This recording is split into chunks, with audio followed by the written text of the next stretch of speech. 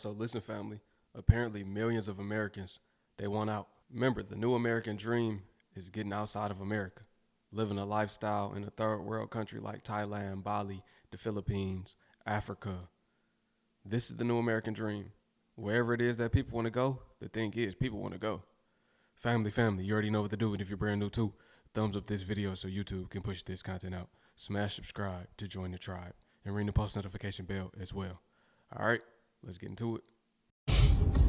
Transparency moment, y'all. So I normally don't record in these moments, but it's real. I'm having a real moment right now with this journey on moving abroad. And even though I got my bonnet on, I'm looking crazy and I'm crying. I'm crying tears of joy. Hold on, my eyes. Try not to cry too much. If you are one of the millions of Americans that are trying to leave the country, or you've entertained the thought of leaving the country in hopes of something else better, greater, more affordable, the list goes on, especially with the current administration, then listen up. Exactly 60 days, I will be leaving the US indefinitely. Again, because I've done this once in 2023 and had to come back for health issues, but I will be leaving once and for all in 60 days. I already know the country that I'm going to. I already have the visa for the country that I'm going to and all of that involved. So that's probably step one of this process, is figuring out where you're going to go. And newsflash, I'm going to Bali, of course, but I'm not going to stay there. Make sure that you hit that follow button and you follow along as I pack up my home and once again leave the US indefinitely. You know what? Have you thought about leaving the US for good? Not for vacation, because you're exhausted. I'm talking about leaving it for good. Because, out there yesterday, perfect example of the prices. Prices are already getting higher. Kids. I want my kid to be safe. Even though he's an adult, I still want him to be safe, and because I've realized that this version of my life, I'm just not, it's not working for me anymore. Are you feeling the same way? Because if you are, I'm right there with you. But I want you to think before booking that flight and starting over somewhere new, because people will go and they'll leave on a tourist visa and then boom, and then they got to figure it out. So what I'm going to do is I'm going to do a series about what it really takes to leave. I'm going to go through visa options, healthcare, housing prices, cultural fit, and what it's like to land in a new country with real trauma, real dreams, and real questions. Because moving doesn't fix everything, okay? It doesn't. And in the beginning, it won't be soft. So I just want you to plan it right.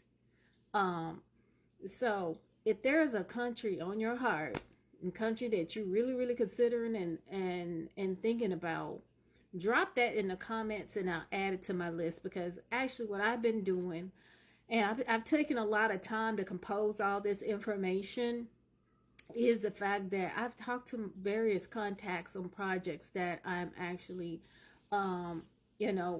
coordinating and working on globally, and they're giving me the tea. So I'm just going to I'm going to relay that tea to you as well.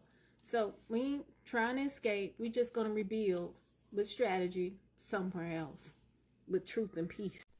Yeah, you don't want to leave on a tourist visa unless you're traveling from one country to the next, living the lifestyle of a digital nomad, a nomadic life. If that's your plan, to be locationally independent, then okay, you could do that. But if you plan on staying in one country for an extended amount of time, you might as well get your visa.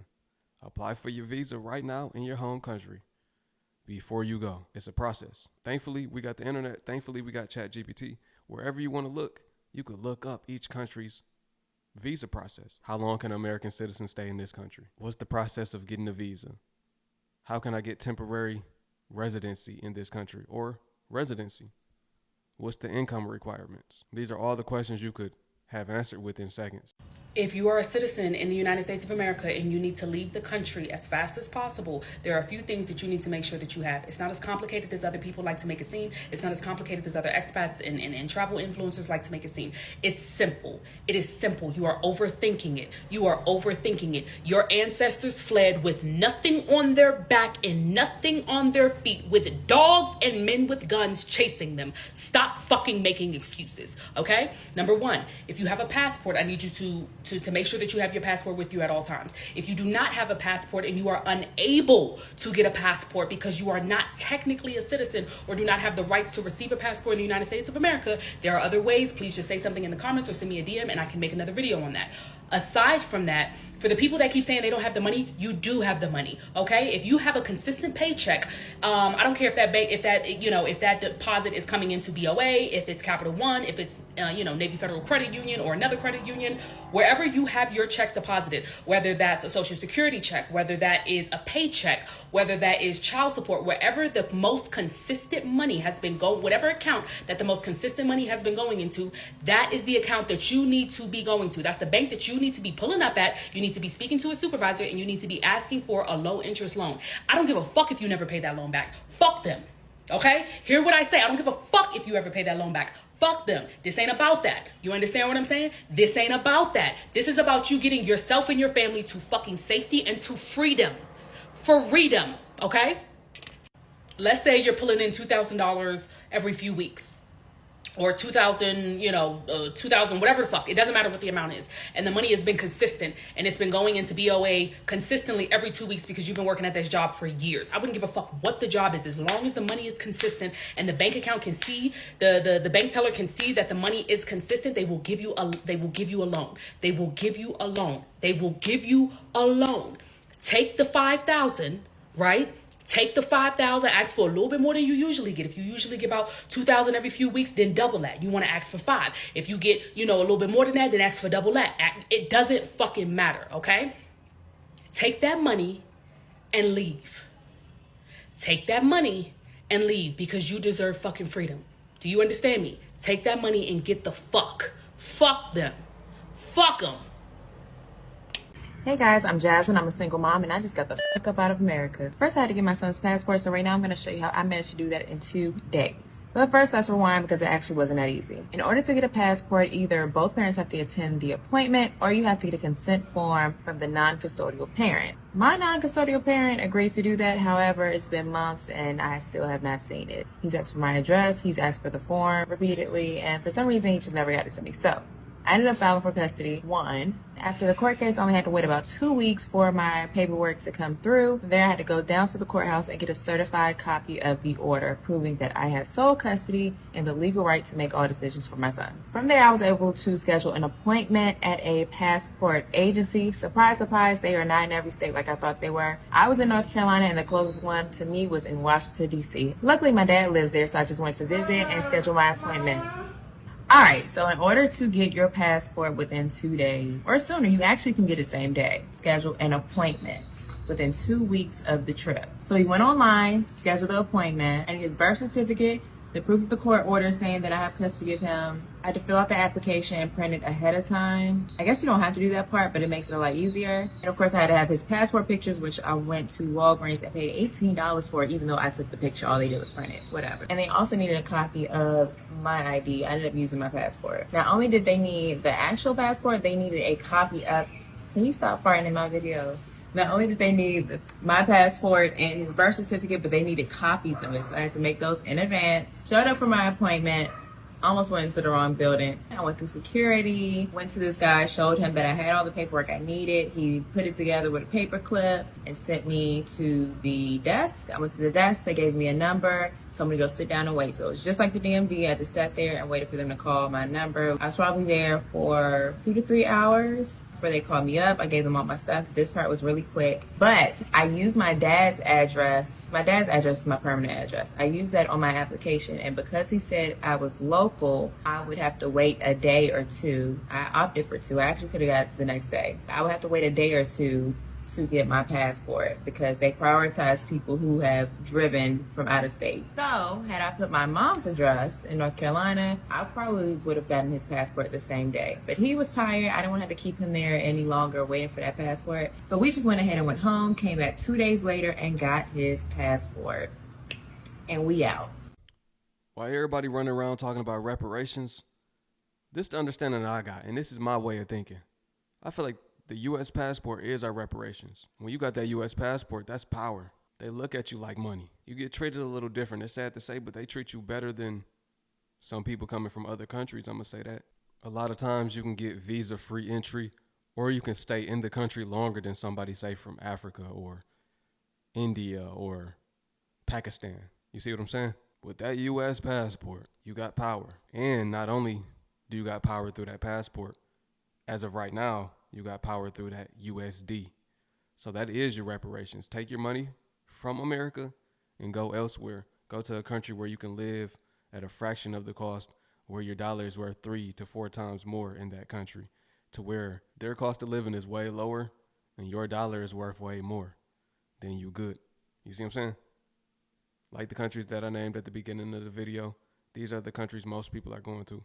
Now, I'm not talking about the expensive countries. We're talking about most countries, because most countries are inexpensive in comparison to the USA. Did you know if you have $5,000 in savings, you are richer than half the people in the world? We left the United States a little over a week ago, and I am so grateful. I'm so thankful to have gotten both of our children, both girls, out of the United States. It is scary over there, and I didn't think we'd be able to leave. We're not the type of people who have a bunch of money.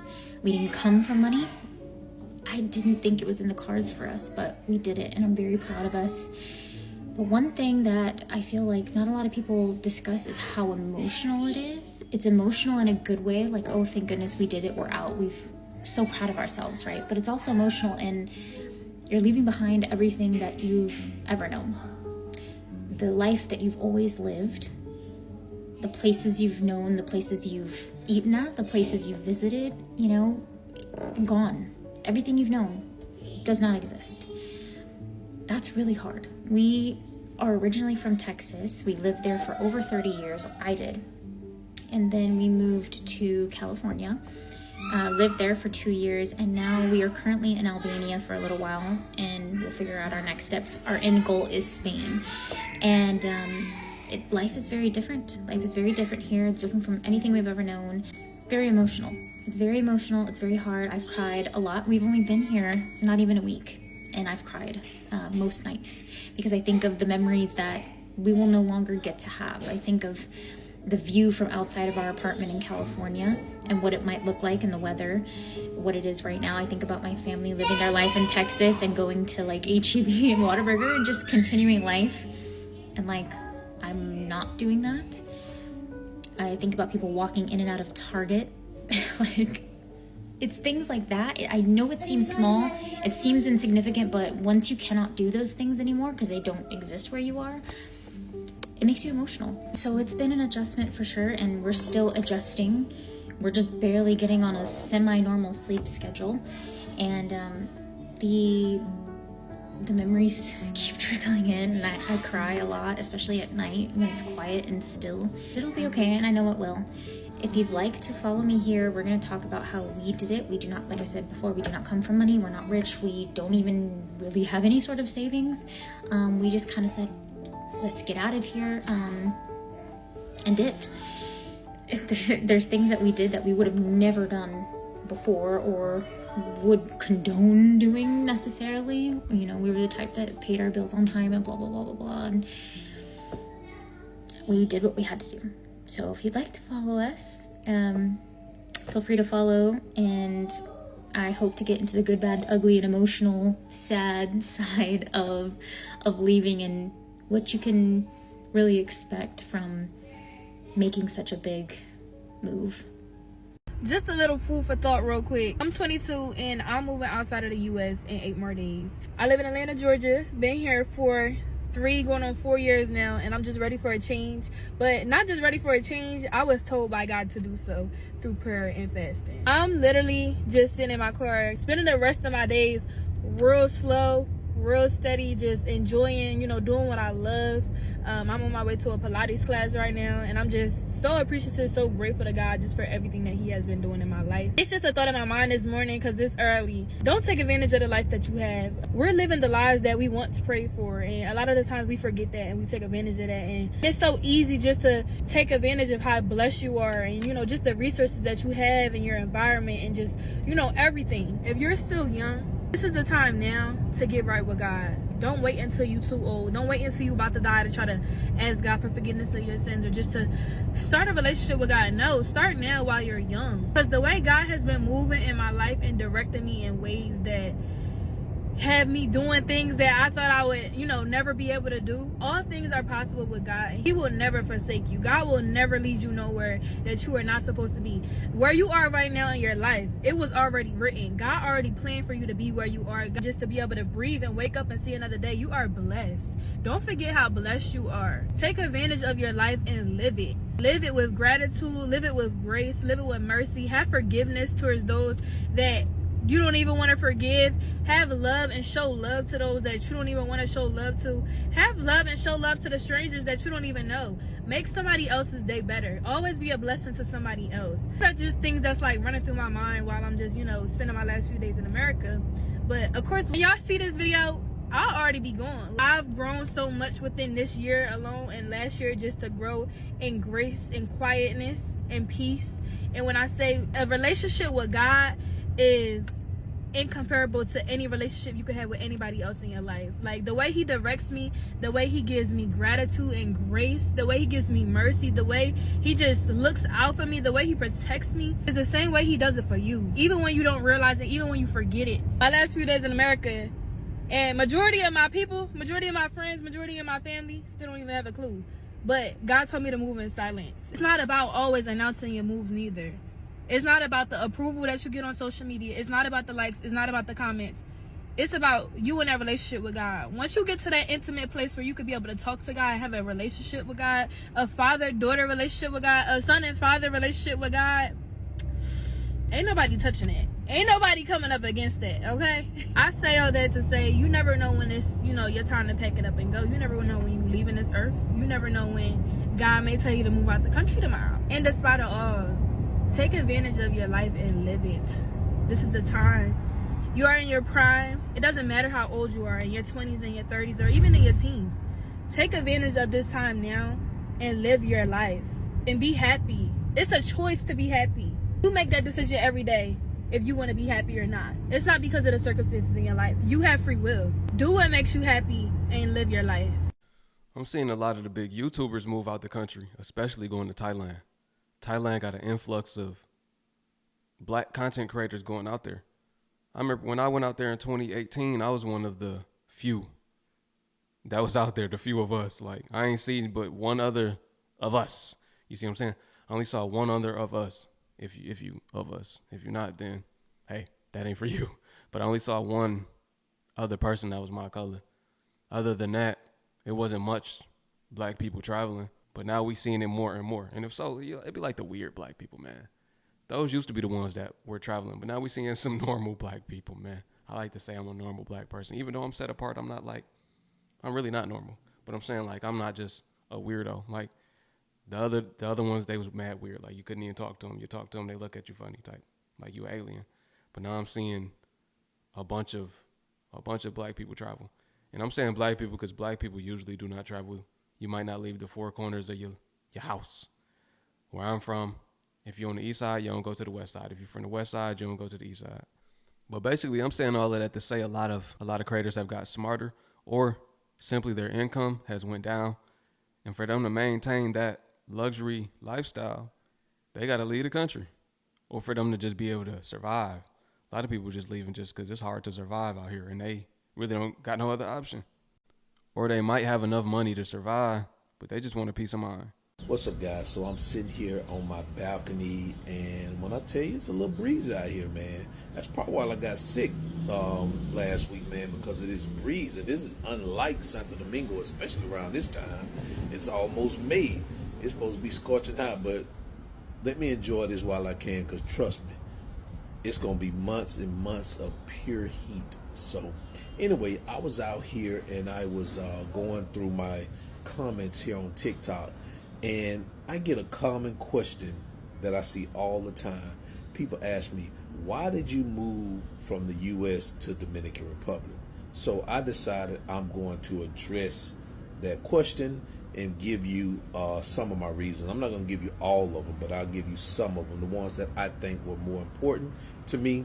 But the others, I'm not going to say they're less important, but I'm just not going to say them here on TikTok because people nowadays are easily offended, and I don't have time to be going back and forth with anybody on TikTok about what I believe, and nobody's going to change my mind about it. So I'm going to talk about the ones that I feel comfortable sharing here on TikTok, and I'm sure that those who are looking to move back to Dominican Republic or move to Dominican Republic or move abroad probably share some of these same feelings. And these are in no particular order, but here are 4 of my reasons. And reason number 1 is the growing tension and division in the United States.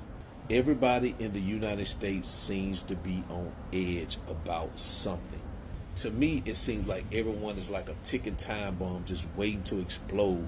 It also feels like everybody's just looking to be offended by something. You can't say anything, you can't do anything because somebody out there is looking to get offended. And I'll take it a step further. The political tension and division also has gotten out of hand. We look at everybody over there as either you're a Republican or you're a Democrat, which is dumb. I don't know how we got so invested in these political parties that we'll damage relationships with long-term friends, families, jobs, and all this stuff, man. It is just crazy. I remember the time we used to debate who was better, Tupac or Biggie, LeBron or Jordan, McDonald's or Burger King, ham or burger, peanut butter or jelly, the Jetsons or the Flintstones. And now we don't do none of that no more. We're debating about politics, man. I don't have time for that, man. And not saying people are not into politics here, because they are, but not to the point, at least in my experience, to the point where they'll destroy their family. They won't talk to their kids, they won't talk to their husband, they'll get divorced. Not to that point. I hadn't seen it here. So that's number 1. Number 2 is the high cost of living. The cost of living in the United States has just gotten bad, way bad. Before I moved here, I was living in Fort Lauderdale, and I was paying about $2,400 a month for a 2-bedroom and 2-bath apartment. When I moved here, I was able to cut that in half on my accommodations. But here's the kicker. The $2,400 covers all my overhead just living here. So what I was paying in Fort Lauderdale, $2,400 just on rent, that covers everything here in Santo Domingo. And of course it doesn't cover my entertainment, me going out to eat or going out to get a cigar, or even going out for drinks, but it covers all my overhead. And that's still a little bit less than $2,400. It's really around $2,200, $2,300 per month. So the cost of living, as you can see, was a factor. So let's move on to number 3, the continuous rat race of the 9 to 5. Yes, now I understand not everybody can quit their job and move abroad and live in another country. And you know what? I didn't think I could either. But when I started focusing on it and putting a plan together and really dialing in on what I wanted, things started to happen for me where I was able to do it. So I had to get out of that system. I just could no longer stand that system. So now I work for myself. I was able to buy back a lot of my time to focus on some of the things that I like to do the most. And the last one is the senseless and random gun violence. Yes, the United States has gotten really dangerous over the last decade or so, where the violence just has gotten to a point where a lot of people, they are desensitized to it now. It's like when there's a mass shooting, it's like, oh, that's another one. And then the next day is business as usual, you know. And I have a daughter, and the last thing I was going to do was put my daughter in a public school in the United States and have and have me as a parent worried about whether she gonna come home. No, that wasn't gonna happen. And even for myself, I didn't want to be at a grocery store or at a mall or something and some fool comes in because he's mad. Poor little Johnny. I don't have time for that. And I know somebody's gonna say, but there's crime in DR. I know it is. Of course there's crime in DR. There's crime everywhere. I mean, I haven't heard of any mass shootings anywhere. I haven't heard anybody running up in a school or anything like that. I mean, if you have, then let me know. I haven't heard of that. You know, I don't feel threatened when I go to the grocery store that somebody's going to come and shoot it up. I don't feel threatened if I'm inside a church, somebody's going to shoot the church up. I don't feel threatened when I'm at a restaurant, somebody's just going to walk up and just start killing everybody. I don't feel threatened like that here. So don't try to compare the crime here to the crime in the United States. It's not comparable, period. I don't care what you say. So don't try to convince me otherwise. So anyway, so those are some of the reasons why I decided to leave the United States and move to Dominican Republic. If you got other reasons why you're looking to move out of the country, or if you're already out of the country, what are some of the reasons that you decided to? Put them in the comments below. Now listen, you might not be able to leave America completely for a long amount of time. But if you've never left the country before, then I resonate with bro. I feel like everybody should leave the country at least once in their life so they could experience it. Because it is life-changing, and it will open your mind, and it will open your eyes as well and show you that we've been lied to. A lot of times, teachers and doctors, even when if you go to get the shots that you need for these countries, they'll try to fearmonger you. You know it's not that nice out there. You know you got to be careful out there. I remember that happened with me. I'm like, no, it's actually nicer out there, and it's actually safer. I remember they wanted me to get a shot that cost like $200. I didn't get it. They said if I eat the street food, then I could perish, right? I could DIE. I ate street food every day, and I was perfectly fine. Never got sick, never got a stomach bug, nothing. Didn't get stung by none of the mosquitoes that they told me I might get stung by. Because that was the reason. Oh, you got to get this shot because, you know, the mosquitoes out there. I ain't get it. And I was good. Like I said, they try to fearmonger you. But yeah, you should leave the country so you can see things from a different lens other than what you've been told. Everyone should leave America at least once for a considerable amount of time. I'm talking more than 1 or 2 months, if possible, because it's really important to get out wherever your identity or personality was formed and whatever has been normalized to you over, a set amount of years, because how you're socialized is how you perceive reality. But socialization within America is very different from how it is in Europe or Africa or Japan or Korea or in any global community. It's uniquely chosen customs and traditions that become a part of the canon of your life, right? In America, we have this super hard hustle culture where everyone has to be working a considerable amount of time, right? We have the 9-to-5 culture, which has been adopted in other places as well. But, places like France, for instance, they make sure that they're not working more than certain hours in a week. And if they get past anything close to what looks like America, they're riot.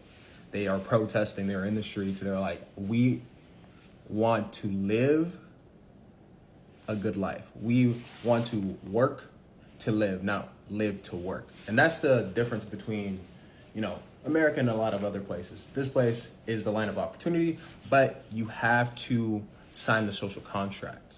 And the contract is you're here, to make money, to establish some form of generational wealth, to be in proximity of other educated or super wealthy or just well-connected folks. But in that, you lose a lot of the beautiful elements of community or the collective consciousness of, not living solely for the bag. Other places are just much more collective than the individualistic Western world, specifically America. They manufacture something that is uniquely non-human, but works really well with capital. It works really well within the system of capitalism since it champions labor. It champions the sacrifice of self for the benefit of, your pockets or the future, or like this idea that you also could be a billionaire. You also could be a millionaire. You also could change your family's lot in life depending on where you started. And this is true. Like, I believe I'm a testament of that. Like, definitely grateful that my family came here in the 90s. And I've been able to like grind and get myself to a place where I'm doing well financially. But also, it's not everything to just have a lot of money. You can also just be a human elsewhere. You can also just pursue more creative aims, which is not really recognized as a traditional or actually realistic path within America, but is in many other places of the world. Is just because since the tax on your time is so large here, that creativity or just being an artist in general, for instance, right, is less likely to give you a net return compared to something that's more traditional, like, you know, working at a Starbucks or, you know, becoming an engineer or doing any kind of trade, right? In other places, there's less leeway. Like, the rent is less. People are more supportive. And this really depends on everywhere. But I say all this to say, please, leave America to some extent. Travel, experience other cultures, other people. Think about how they think differently. And that's what I did for a complete year. I just traveled to my first time leaving America. I just traveled, saw how, you know, the Europeans do it, how the Asians do it, how the Southeast Asians do it. So to see how, you know, the South Americans do it, how, you know, my traditional Africans do it. But people do it different ways, and you never know what your form of life looks like in a different facet. Like, everyone has a different personality when they get to a new country, is my belief. Everyone feels differently in different spaces based on how they want to present their heritage there, and also just, you know, their own personality type. So you never know who you may be in a different environment.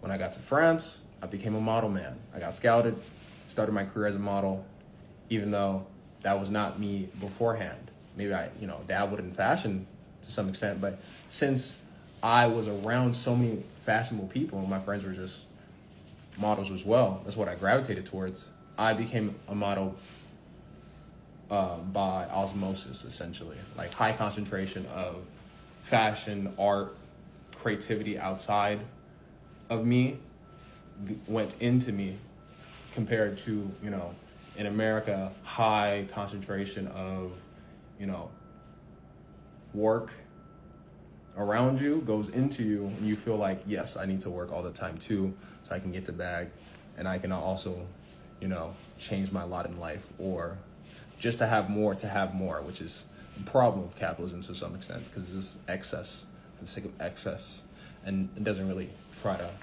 redistribute wealth in a way that's reasonable.